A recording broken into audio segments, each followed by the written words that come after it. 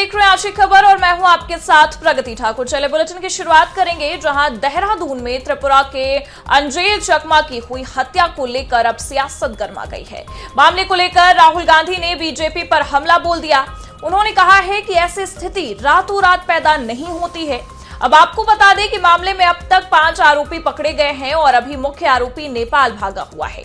अंजेल चकमा हत्याकांड में राजनीति काफी ज्यादा गर्मा गई है। राहुल गांधी ने पोस्ट किया है। पोस्ट में बीजेपी पर हमला बोला, ऐसी स्थिति रातों रात पैदा नहीं होती है। बता दें कि राहुल गांधी ने सीधे तौर पर भारतीय जनता पार्टी पर हमला बोलते हुए ये साफ कह दिया कि ऐसी जो स्थिति है वो रातों रात पैदा नहीं होती है। बता दें कि इस मामले में अब तक 5 आरोपी पकड़े गए हैं और अभी भी जो मुख्य आरोपी है वो फरार है, नेपाल भागा हुआ है। अब ऐसे में ये समझ में आ रहा है कि अंजेल चकमा की हुई हत्या को लेकर सियासत काफी ज्यादा गर्मा गई है, क्योंकि राहुल गांधी ने सीधे तौर पर भारतीय जनता पार्टी पर निशाना साध दिया है और साफ कह दिया कि ये जो स्थिति हुई है ये रातों रात पैदा नहीं होती है। आपको बता दें कि इस मामले में कार्रवाई तेज है। 5 आरोपी जो हैं वो पकड़े गए हैं, लेकिन मुख्य आरोपी अभी भी फरार है, नेपाल भागा हुआ है। अंजेल चकमा हत्याकांड में राजनीति काफी ज्यादा गरमाई। राहुल गांधी ने पोस्ट किया। पोस्ट में बीजेपी पर बोला हमला, ऐसी स्थिति रातों रात पैदा नहीं होती। बकायदा बता दें कि राहुल गांधी ने पोस्ट किया है। ये पोस्ट आप देख सकते हैं जिसमें राहुल गांधी ने भारतीय जनता पार्टी पर अंजेल चकमा मामले में निशाना साधते हुए साफ कह दिया कि ऐसी जो स्थिति निर्मित हुई है ये रातों रात पैदा नहीं होती है। अब इससे ये साफ समझ में आ रहा है कि अंजेल चकमा हत्याकांड में राजनीति काफी ज्यादा गरमाने वाली है, सियासत तेज होने वाली है, क्योंकि राहुल गांधी ने सीधे तौर पर बीजेपी पर हमला बोलते हुए ये कह दिया कि जो स्थिति निर्मित हुई है देहरादून में वो रातों रात नहीं पैदा होती है।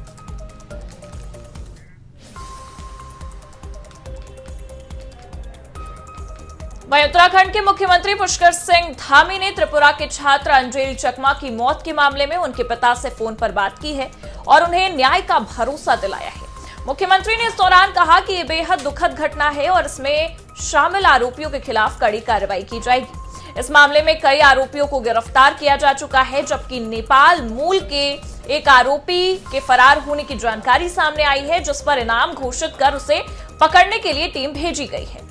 मुख्यमंत्री धामी ने बताया कि उन्होंने त्रिपुरा के मुख्यमंत्री माणिक साहा समेत केंद्रीय नेतृत्व से भी इस मामले को लेकर बातचीत की है और आश्वासन दिया है कि पीड़ित परिवार को हर संभव मदद दी जाएगी और दोषियों को सख्त सजा दिलाई जाएगी।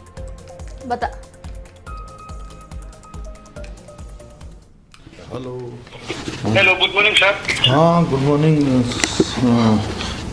चकमा जी, कैसे हैं तरुण जी? ठीक है। बहुत हमारा एक्चुअली में बहुत ही दुखद घटना हुआ। हम बहुत दुखी हैं इससे और इस पर हमने बहुत सख्त कार्रवाई के लिए कहा है यहाँ पर, है ना। और 4-5 लोग जो भी इसमें थे बदमाश, 5 गिरफ्तार कर लिए गए हैं, जो भी इस घटना में जिन्होंने भी अपराध में किया है। और एक कोई नेपाल का था, शायद वो नेपाल भागा हुआ है, कहाँ है, तो उसके ऊपर इनाम यहाँ घोषित हमने कर दिया है और उसको पकड़ने के लिए भी टीम वहाँ पर भेज दी गई है पुलिस की ना।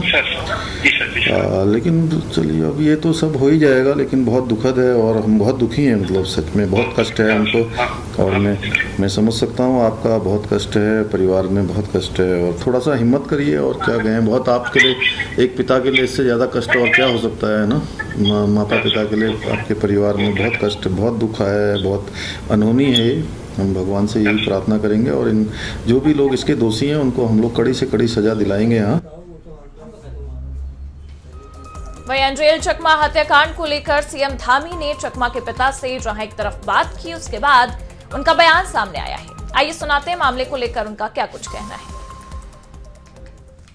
अभी मैं चाहता हूँ कि हमारा कोने से, मतलब हमारा नॉर्थ से, मतलब मणिपुर है, मिजोरम है, नागालैंड, त्रिपुरा, हर जगह से वहाँ बच्चे पढ़ने जाते हैं या मतलब दिल्ली में हो, बॉम्बे में हो या बेंगलोर में, हर जगह में कोई नौकरी करने जाता है, कोई पढ़ाई करने जाता है, कोई कंपनी में काम करने जाता है, मजदूरी करने जाता है। तो इनका साथ ऐसे गलत व्यवहार नहीं होना चाहिए। हम भी इंडियन है सर। तो सरकार से मेरा दरखास्त है या विनती है कि ये सभी का साथ एक दिशा होना चाहिए, किसी का साथ ऐसे गलत व्यवहार नहीं होना चाहिए। सभी एक जैसे, हम भी इंडियन है, वो भी इंडियन है। ये है कि हम नॉर्थ ईस्ट से बिलोंग करते हैं बोल के हम लोग मतलब इन गलत व्यवहार से पुकारते हैं, बोलते हैं, ये नहीं होना चाहिए। वहीं देहरादून में चकमा हत्याकांड के विरोध में उत्तर पूर्वी छात्रों ने कैंडल मार्च निकाला। यूनिफाइड त्रिपुरा स्टूडेंट्स एसोसिएशन ने, उत्तर पूर्वी संघों और यूनियन के सदस्यों ने अंजेल चकमा की याद में कैंडल मार्च निकालकर न्याय की मांग की है। देहरादून चकमा हत्याकांड का ये विरोध देखने को मिला।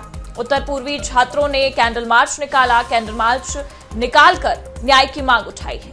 लगातार अंजेल चकमा मामले में जहां एक तरफ सियासत गरमाती नजर आ रही है, वहीं आपको बता दें कि इस मामले को लेकर जो उत्तर पूर्वी छात्र हैं वो भी नाराज नजर आ रहे हैं। कैंडल मार्च निकाला है और न्याय तक की गुहार लगाते नजर आ रहे हैं। आप तस्वीरें ये देख सकते हैं जिसमें साफ नजर आ रहा है कि तमाम छात्र मौजूद हैं। ये आरोपियों को भी पकड़ा जा चुका है, लेकिन एक जो मुख्य आरोपी है वो फरार है, नेपाल का बताया जा रहा है, जिसकी तलाश जारी है।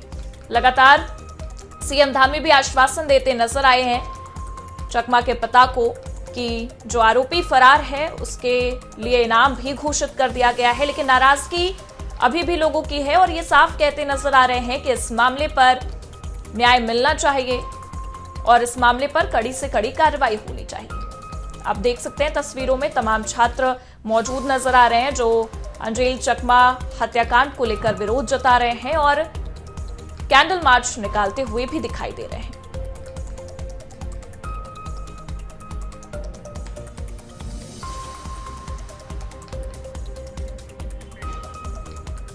बता दें कि इस मामले को लेकर जहां एक तरफ सियासत गरमा रही है, वहीं दूसरी तरफ सीएम धामी भी आश्वासन देते नजर आए हैं। आज हमने एक कैंडल मार्च निकाला तो मतलब हमारे दोस्त को जस्टिस मिले बोल के हमने कैंडल मार्च सुद्दूवाला सेवन फार्म से स्टार्ट किया। फिर हम सुद्दूवाला चौक जाके हम लोग नंदा की चौकी होके आए, एक राउंड लगा लिया हम लोगों ने, ठीक है। वहाँ पे हमारे पास हम लोगों ने मतलब ये प्रूफ करना चाहते हैं हम लोग कि हम अकेले नहीं है यहाँ पे कोई भी, हम हैं तो हम साथ ही है सब कुछ। और मुझे ये बात बिल्कुल पता है अभी हम जो भी कुछ कर रहे हैं उत्तराखंड गवर्नमेंट देख रहा है और मुझे उत्तराखंड गवर्नमेंट के ऊपर पूरा भरोसा है कि वो स्टूडेंट को कैसे देखते हैं और कैसे समझते हैं, मुझे वो पता है क्योंकि बहुत सालों से ये सब हो रहा है। तो अभी वो इतना स्ट्रिक्टली इन सब चीज़ों के ऊपर देख रहे हैं, तो विश्वास हमेशा उत्तराखंड गवर्नमेंट के साथ हमारा रहा है और आगे भी रहेगा। ये बहुत बड़ी दुख की बात है क्योंकि हमने कभी सोचा नहीं था कि हम ऐसे बाहर पढ़ने के लिए आए थे, एक फ्यूचर लेके, एक ड्रीम लेके, और यहाँ पर मतलब आके ये सब देखने को पड़ रहा है। तो बहुत दुख वाली बात है और कभी सोचा भी नहीं था ये सब होंगे। तो हम अभी अपने सेफ्टी नहीं दिखते तो हम वही चाहते हैं और रेसिज्म इसको एंड करना चाहते हैं क्योंकि ये बस अभी नहीं है, हमेशा होते रही है। वहीं इस मामले पर हमारे संवाददाता संजय पुंडीर हमारे साथ जुड़े हुए हैं। संजय, जिस तरीके से देखा जाए एक तरफ अंजेल चकमा के हत्याकांड को लेकर सियासत भी गरमाती नजर आई, राहुल गांधी सरकार पर आरोप लगा रहे हैं, भारतीय जनता पार्टी पर आरोप लगा रहे हैं और दूसरी तरफ छात्रों ने भी प्रदर्शन कर दिया है। क्या कुछ तस्वीरें देखने को मिल रही हैं, किस तरीके से कार्रवाई हो रही है? निश्चित तौर पर प्रगति लगातार ही हम देख रहे हैं कि अंजेल से चकमा हत्याकांड को लेकर जहां युवा सड़कों पर दिखाई दे रहे हैं, वहीं विपक्ष भी पूरी तरह सरकार पर हमलावर होता दिखाई दे रहा है, क्योंकि हम लगातार देख रहे हैं कि इस पूरे मामले को लेकर उत्तराखंड सरकार पूरी तरह गंभीर दिखाई दे रही है। यही वजह है कि आज हमने देखा है कि खुद मुख्यमंत्री पुष्कर सिंह धामी ने अंजेल चकमा के पिता तरुण चकमा से बात की है और उन्होंने आश्वासन दिया है कि हर संभव मदद के लिए सरकार उनके साथ खड़ी है। अगर कार्यवाही की बात की जाए तो अभी तक इस पूरे प्रकरण में 5 लोगों की गिरफ्तारी हो चुकी है और जो इसमें मुख्य आरोपी है वो अभी फरार बताया जा रहा है। हालांकि आशंका यह जताई जा रही है कि ये जो फरार आरोपी है वो नेपाल का रहने वाला था, वहीं पर भाग गया है, जिसको लेकर पुलिस लगातार दबिश दे रही है। वहीं छात्रों का प्रदर्शन आज सड़कों पर देख सकते हैं कि लोगों जो स्थानीय संगठन है, युवा है, छात्र छात्राएं हैं, वो सड़कों पर उतरकर एक इंसाफ की गुहार लगा रहे हैं। यहाँ पर कैंडल मार्च निकाला जा रहा है और कहा जा सकता है कि जो एंजल चकमा था वो 24 वर्ष का था, जिसकी देहरादून में निर्मम हत्या कर दी गई। हालांकि इस पूरे प्रकरण को लेकर जो लोग गिरफ्तार हुए हैं, जो आरोपी गिरफ्तार हुए हैं, उनसे लगातार पूछताछ की जा रही है। वहीं अगर देहरादून पुलिस की बात की जाए तो देहरादून पुलिस का यही कहना है कि जो इसमें फरार मुख्य आरोपी है उसे भी जल्द से जल्द गिरफ्तार कर लिया संजय, जाएगा। क्योंकि अगर हम देखें तो जब इस तरीके की तस्वीरें निकलकर सामने आती हैं तो कई लोग बाहर से पढ़ने पहुंच रहे हैं वहां पर देहरादून में। अगर हम देखें तो उत्तर प्रदेश या फिर तमाम राज्यों से लोग पहुंचते हैं, त्रिपुरा से भी कई बच्चे वहां पढ़ने आए हुए हैं। ऐसे में एक डर का माहौल भी बन जाता है।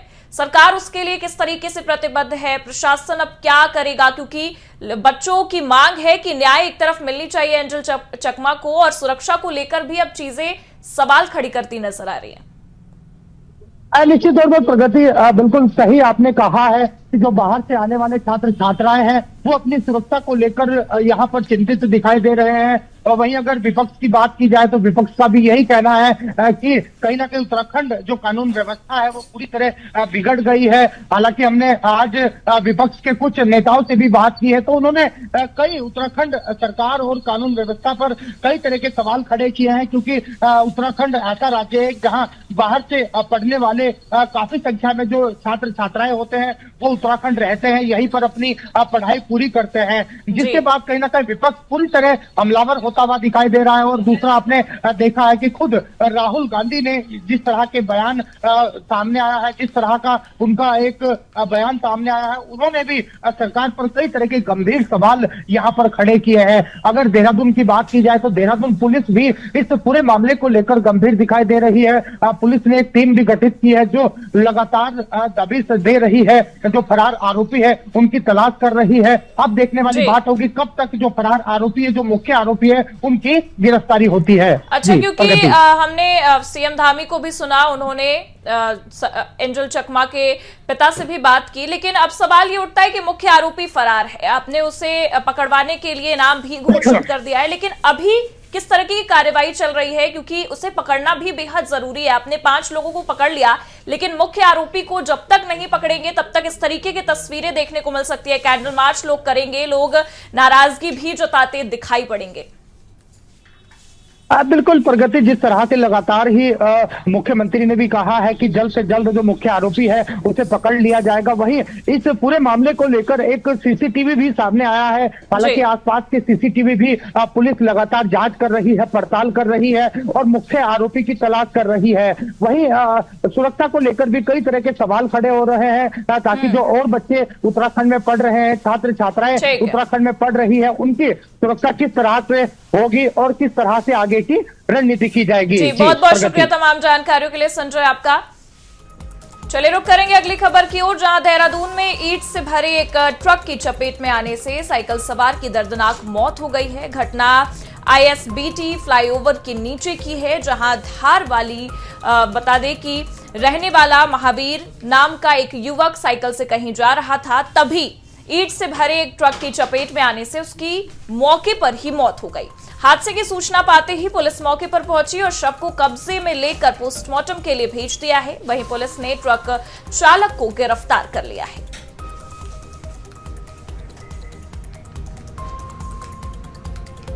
लक्सर में गुरु गोविंद सिंह के प्रकाश उत्सव के उपलक्ष्य में भव्य शोभा यात्रा निकाली गई। ये यात्रा नगर कीर्तन कमेटी के अध्यक्ष सूबा सिंह ढिल्लों की अगुवाई में यूपी के पुरकाजी से हरिद्वार तक विशाल भव्य शोभा यात्रा निकाली। बता दें कि शोभा यात्रा का लक्सर में खानपुर विधायक उमेश कुमार ने सिख समाज के लोगों के साथ भव्य स्वागत किया। इस दौरान शोभा यात्रा में शामिल सिख संगत और सेवादारों को फल, दूध और अन्य खाद्य सामग्री वितरित की गई। जहां नगर कीर्तन कमेटी के अध्यक्ष सूबा सिंह ढिल्लों ने बताया कि शोभा यात्रा का मूल उद्देश्य देश और समाज में एकता, अखंडता, भाईचारा और संस्कृति को बढ़ावा देना है। आप करती है ये सिख कौम जो है, इसका स्वर्णिम बहुत इतिहास है। जो हमारे पूर्वजों ने इस देश की सनातन की रक्षा के लिए जो शहादतें दी, 2 मासूम बच्चों को दीवारों में चिनवा दिया गया, उन शहादतों को याद करके शहीदी दिहाड़े के बाद नगर कीर्तन का जो आयोजन होता है, सारा सर्व समाज सड़कों पर नगर कीर्तन का स्वागत करने के लिए वहाँ पर खड़ा होता है। तो मैं खानपुर की सीमा जहाँ से मेरी विधानसभा की शुरू होती है वहाँ से नगर कीर्तन के साथ था और लक्सर तक मैं नगर कीर्तन के साथ रहा। ये मेरा सौभाग्य है और इतना ही कहना चाहूँगा, मैं इससे ज़्यादा क्या कहा जा सकता है। ये जो यात्रा है गुरु गोविंद सिंह महाराज जी के प्रकाश उत्सव को समर्पित है और श्री गुरु तेग बहादुर साहब जी की जो इस बार 350 साल शहीदी शताब्दी है उसको समर्पित ये जो है नगर कीर्तन पुरका जी से सुबह 7:30 बजे स्टार्ट हुआ था और ये हरिद्वार BHL में जाकर इसकी समाप्ति होगी और हजारों की तादाद में सभी गांव के लोग जो इसमें शामिल हैं। बढ़ेंगे हरिद्वार की ओर, जहां हरिद्वार के लक्सर में हुए गोलीकांड की जांच के लिए SIT का गठन कर दिया गया है। हरिद्वार SSP ने मामले की निष्पक्ष पारदर्शी जांच के लिए बड़ा फैसला लिया। SSP प्रवींद्र ढोबाल ने जानकारी देते हुए बताया कि ये SIT क्षेत्राधिकारी नगर हरिद्वार शिशुपाल सिंह नेगी के नेतृत्व में गठित की गई, जो पूरे घटनाक्रम, साक्ष्यों और परिस्थितियों की गहन जांच करेगी। हरिद्वार पुलिस ने यह भी स्पष्ट किया है कि जांच प्रक्रिया में किसी भी स्तर पर लापरवाही या पक्षपात नहीं किया जाएगा और मामले के एक एक दोषी पर सख्त कार्रवाई की जाएगी।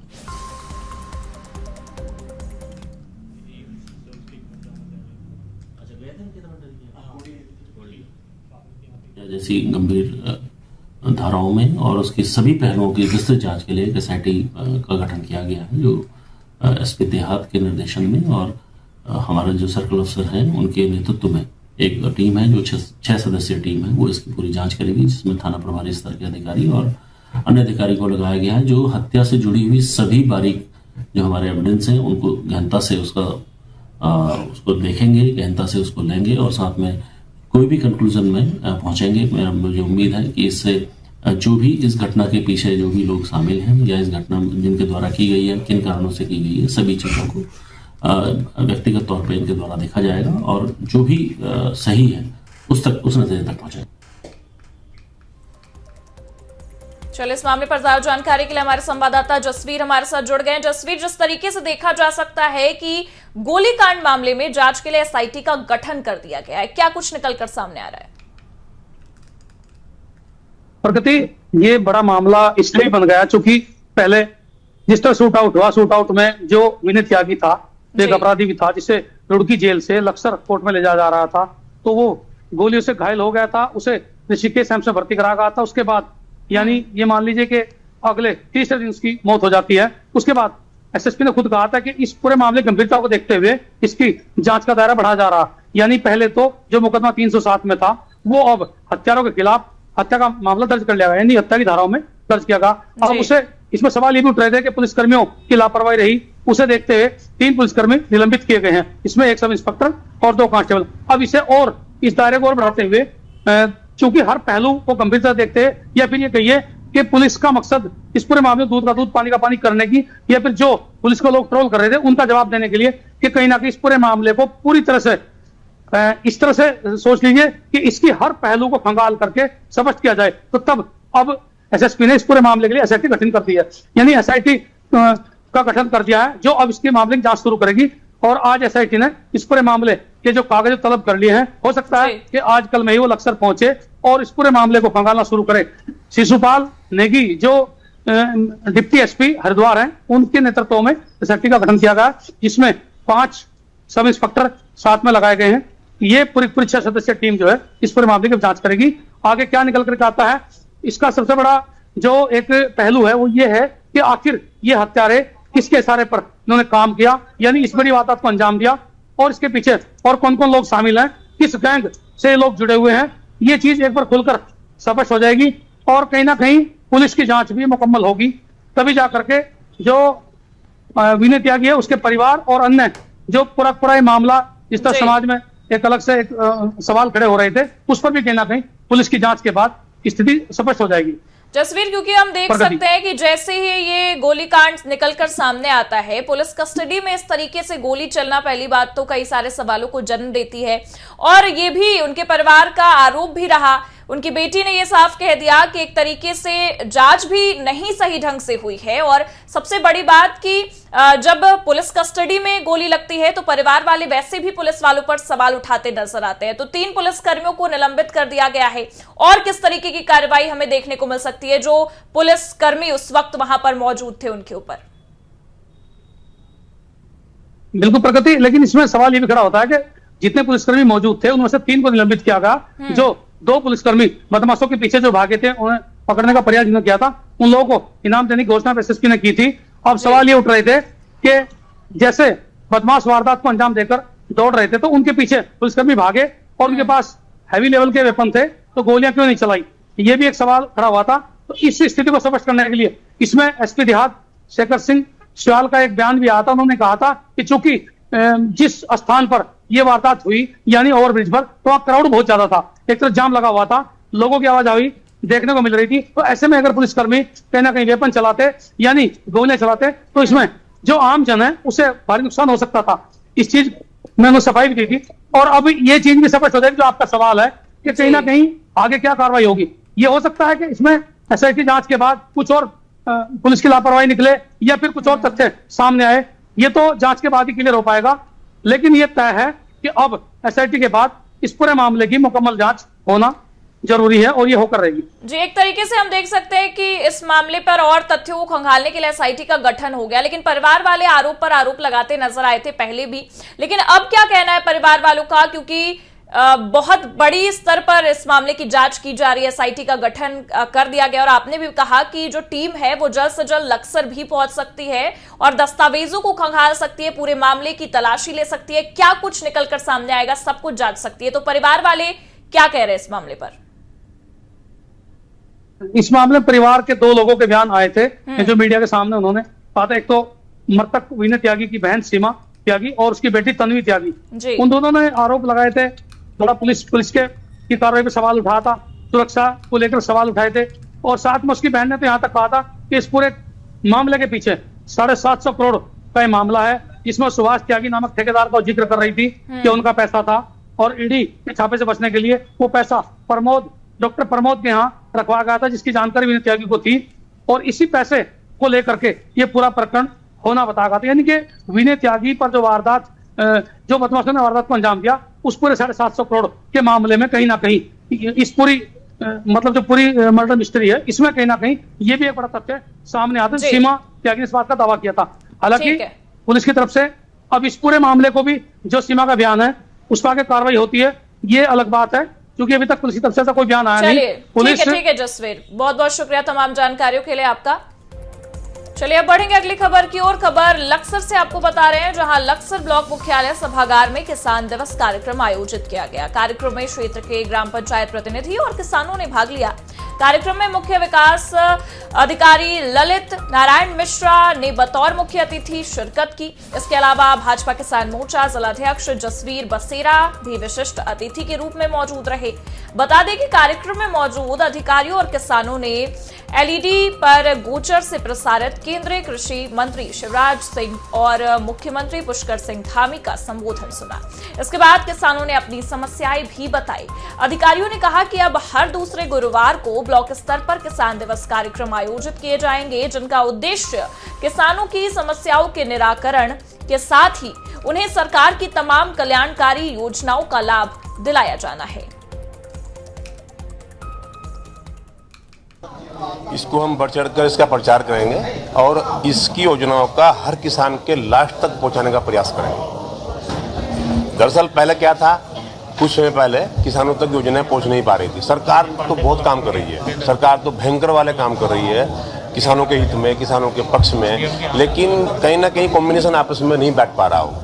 कहीं ना कहीं मानता हूँ अधिकारियों को भी हो सकती है हल्की फुल्की, या वो जानकारी का अभाव हो सकता है, उसको लेकर के किसानों तक वो जानकारी नहीं पहुँच पा रही। इसलिए सरकार ने उस पर पुनः विचार किया कि ये हर महीने के दूसरे बृहस्पतिवार को ये शिविर लगाए जाएंगे इस तरह। और अभी तो ब्लॉक पे है, ब्लॉक पर व्यवस्था रखी गई है। इसके बाद हम इसको नए पंचायत पर रखवाने का प्रयास करेंगे ताकि हर समस्या, हर योजना हम तो आज अपने प्रदेश में एक साथ किसान दिवस का शुभारंभ हुआ है और इसकी शुभारंभ गौचर से माननीय भारत सरकार कृषि मंत्री जी ने इसकी शुरुआत की है। माननीय मुख्यमंत्री जी और माननीय कृषि मंत्री उत्तराखंड, ये सभी लोग वहाँ पर मौजूद थे।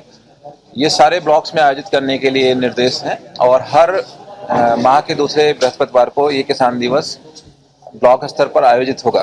तो पहले चरण में हमने लक्सर और खानपुर को लिया था, जो सबसे दूरस्थ हमारे ब्लॉक्स थे उनको लिया गया था और वहाँ के किसानों को आमंत्रित किया गया था। इसमें दो तरह की थीम है, एक तो जो किसानों की प्रॉब्लम्स हैं उनको भी सुना जाएगा और सेकेंडली जो हमारी जानकारियाँ हैं, जो नॉलेज है वो अलग अलग साइंटिस्ट और जो विशेषज्ञ हैं उनके माध्यम से इनको दिया जाएगा।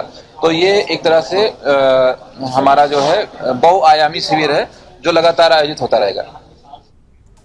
चलिए बढ़ेंगे अगली खबर की ओर, जहां स्वामी प्रसाद मौर्य के बयान पर घमासान मचता नजर आ रहा है। भगवान बद्रीनाथ की मूर्ति को लेकर मौर्य का विवादित बयान से संत समाज में आक्रोश, तीखी प्रतिक्रिया देते भी नजर आए लोग। स्वामी प्रसाद पर धार्मिक भावनाओं को आहत करने का आरोप। पूर्व मंत्री स्वामी प्रसाद मौर्य के भगवान बद्रीनाथ की मूर्ति को लेकर दिए गए भड़काऊ बयान पर हरिद्वार के संत समाज में भारी आक्रोश देखने को मिला है। संतों ने उनके बयान की कड़ी निंदा करते हुए इसे सनातन आस्था पर सीधा हमला बताया। संतों ने तीखी प्रतिक्रिया देते हुए कहा कि भगवान बद्रीनाथ की पूजा अनादि काल से होती आ रही है और इस तरह के बयान करोड़ों श्रद्धालुओं की भावनाओं को ठेस पहुंचाने वाले हैं। उन्होंने कहा कि अगर स्वामी प्रसाद मौर्य को भगवान बुद्ध की इतनी ही चिंता है तो वे अफगानिस्तान जाकर वहां टूटी हुई बुद्ध प्रतिमा को पुनः स्थापित कराए। भारत में आस्था के केंद्र बद्रीनाथ धाम को विवाद में घसीटना निंदनीय है। मौर्य के बयान पर संत समाज की क्या प्रतिक्रिया रही, चलिए आप भी सुनिए। भगवान बुद्ध की मूर्ति अफगानिस्तान बामियान में तालिबानियों ने तोड़ दी है। स्वामी प्रसाद मौर्य जाए अफगानिस्तान में भगवान बुद्ध की मूर्ति लगवाएं। वो भारत में स्थापित भगवान बद्रीनाथ जो अनादिकाल से जिनकी पूजा अर्चना होती आ रही है उसको विवादित बनाने के लिए क्यों तुले हुए हैं। ये कहीं न कहीं दिवालिया मानसिकता के परिणाम स्वरूप ऐसा हो रहा है। इसको ज्यादा गंभीरता से नहीं लेना चाहिए। केवल वैमनस्यता या अपने आप को लाइमलाइट करने के लिए बयान देना ये शोभनीय नहीं है। एक नेता को, स्वामी प्रसाद मौर्य समाजवादी पार्टी के बड़े नेता हैं, उनको लगातार वो हिंदू धर्म पर प्रहार करने का काम करते हैं। एक्चुअली क्या होता है ना, किसी चीज के प्रमाण होते हैं। जब कोई उस तरह के ऐसे बयानबाजी की जाती है तो आप लोगों को उनसे प्रमाण मांगना चाहिए। अभी अग्नि को जल कहने से अग्नि जल नहीं हो जाएगी और उनके कहने से वहां बुद्ध जी का मंदिर नहीं हो जाएगा। हम सभी धर्मों का सम्मान करते हैं, हमारे जितने भी पंथ है उन सबका हम सम्मान करते हैं, लेकिन इस तरह के झूठे बयानों से बचना चाहिए और ये इनकी आदत है। ये राजनीति में अपने आप को बढ़ाने के लिए हिंदू विरोधी बातें अक्सर कहते हैं। पिछली बार रामचरितमानस पर भी इन्होंने कुछ गलत कहा था तो मैंने उस समय भी जवाब दिया था इंडिया टीवी के माध्यम से। तो हम हमेशा इन लोगों के विरोध में रहते हैं और मुझे लगता है इनको ज्यादा तवज्जो आप लोगों को नहीं देना चाहिए, मीडिया को इनको तवज्जो नहीं देना चाहिए। इसलिए उनके खून में ही है सनातन का विरोध। पिछली बार भी, क्योंकि जब तक मैंने पहले भी इनको देखा कई बार इस तरह के बयान दिए और हमेशा हम लोगों ने उसका विरोध किया है। तो मैं पुनः कह देना चाहता हूं, अगर राजनीति में उच्च शिखरस्थ पर आप जाना चाहते हैं तो केवल सामाजिक मुद्दे, स्वास्थ्य का मुद्दा। और इसी के साथ फिलहाल के लिए इस बुलेटिन में इतना ही। देश और दुनिया की तमाम बड़ी खबरों के लिए आप देखते रहिए आज की खबर।